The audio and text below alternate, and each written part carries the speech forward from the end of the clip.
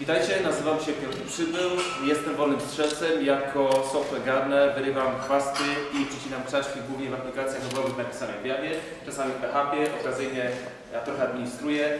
Widziałem wiele sposobów na przechowywanie haseł, stąd dzisiejsza prezentacja. Jak można przechowywać hasła? Można je przechowywać w czystym tekście, ale przypomina to sytuację, w której bierzemy prysznic, mydło upadło, a jesteśmy w więzieniu. Prędzej czy później ktoś nas zajdzie od tyłu i zrobi nam jesień średniowiecza, dlatego ten sposób jest głupi, po prostu bezsensowny i nawet nie będziemy o nim dłużej rozmawiać. Kiedyś miałem takie zadanie zainstalować, mieliśmy hasło zaszyfrowane, oczywiście, dzielimy na zaszyfrowanie nieodwracalnie i odwracalnie. Po co w ogóle szyfrować? Po to, że na wypadek wycieku danych, kradzieży albo sprzedaży nasze hasła są relatywnie bezpieczne, a my mamy dużo więcej czasu na reakcję. Po to należy szyfrować hasła. I kiedyś właśnie, pierwszy przykład, dostałem taką aplikację napisaną w Javie. W bazie danych było to, hasło przechowane na 4 bajtach. Miałem pewne podejrzenia, ale poszukałem w kodzie. Okazuje się, że to jest po prostu wywołanie hashcode'a na napisie hasło. No i pytam się autora aplikacji, Stefan, ale dlaczego? No i Stefan mi na to odpowiada, no jak dlaczego? No przecież hasła trzeba mieć w bazie danych zahaszowane, prawda? No dobra, Stefan, fajnie, ale czy w ogóle popatrzyłeś do chętnej instrukcji, do czego służy hashcode? No, Stefan nie popatrzył, a w chętnej instrukcji w Javadoku jest wyraźnie napisane, że hashcode wykorzystuje się do hashsetów, hashtable, hashmap, tego typu konstrukcji, struktur danych. Tam nie ma nic w ogóle o bezpieczeństwie.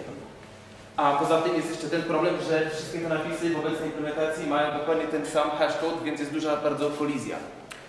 Kolejny przykład. Jakiś rok temu klient mnie poprosił, żebym pomógł jemu klientowi, zastosował hasła w Magento. To jest taka platforma do e-commerce'a napisana w PHP. No i jest podany sposób na Stack Overflow, wyliczyć MD5. Okazuje się, że jest to sposób dla Community Edition. Enterprise Edition jest lepiej, bo jest wyznaczany, czy hasło jest szyfrowane przy pomocy SH256. Czy jest to właściwy sposób na przechowywanie haseł? Nie popełnijmy błędu Stefana, wróćmy okiem do chędożonej instrukcji. A w chędożonej instrukcji co jest napisane? W chędożonej instrukcji jest napisane mniej więcej od 2009-2010 roku, żeby nie korzystać z MD5 do zabezpieczeń. Po prostu to już dalej nie działa. No to okej, no to nie MD5, nie SH1, to trzeba użyć lepszego algorytmu haszującego. Nieprawda. Chędożone tablice rozwalą każdą funkcję, klasyczną funkcję haszującą. Nie potrzeba robić brute force'a. Wiele osób uważa, że sposobem na to, żeby to ulepszyć, jest dodanie soli, czyli zahaszować sól plus hasło. Czy na pewno? Troy Hunt 4 lata temu zrobił taki eksperyment.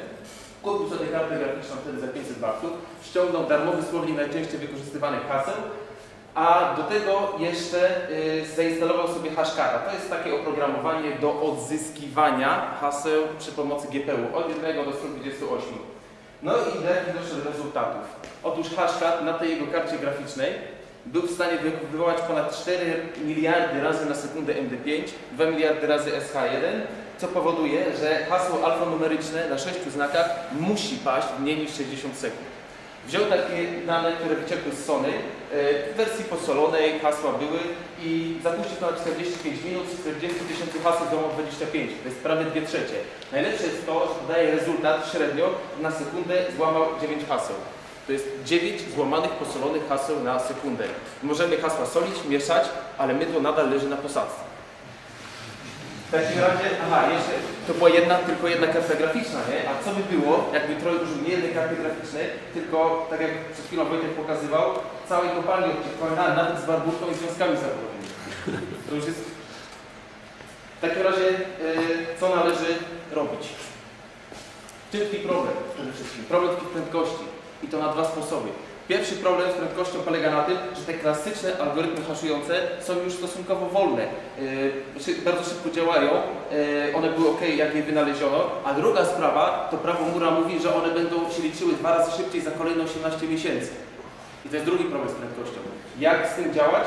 Należy rozciągać proces haszowania, szyfrowania haseł.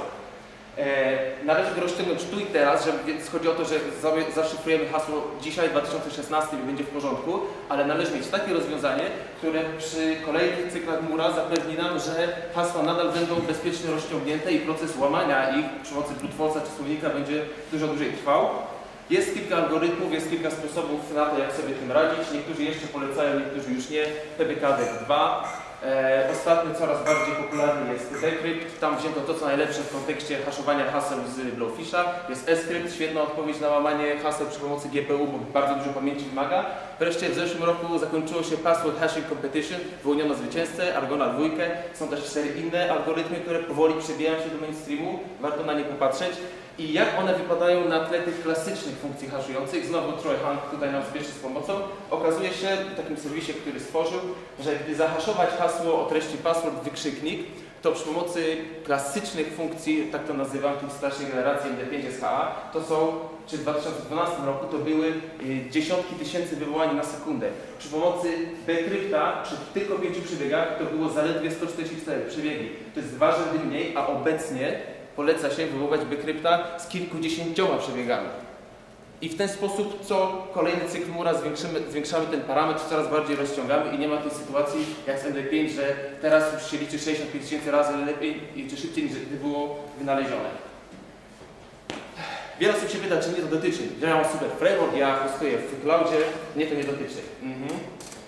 Alibaba. Niedawno skradziono 21 milionów loginów. Z Atlassiana w 2010 roku wyciekły hasła, były trzymane w czystym tekście. Ubuntu Forums też padły.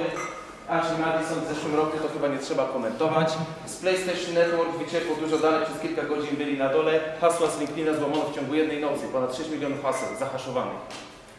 Czas się kończy, ja jeszcze mogę powiedzieć o tym już na konferencji, jak rozciągnąć hasła, które teraz są zaszyfrowane, jak hasła przesyłać, jak je generować, jak siać. Mogę rozwiać parę mitów dotyczących haseł maskowanych, albo jeśli kogoś interesowało, to powiedzieć, jak to jest po prostu być wolnym strzelcem na co dzień. Dzięki bardzo i udanego rozciągania.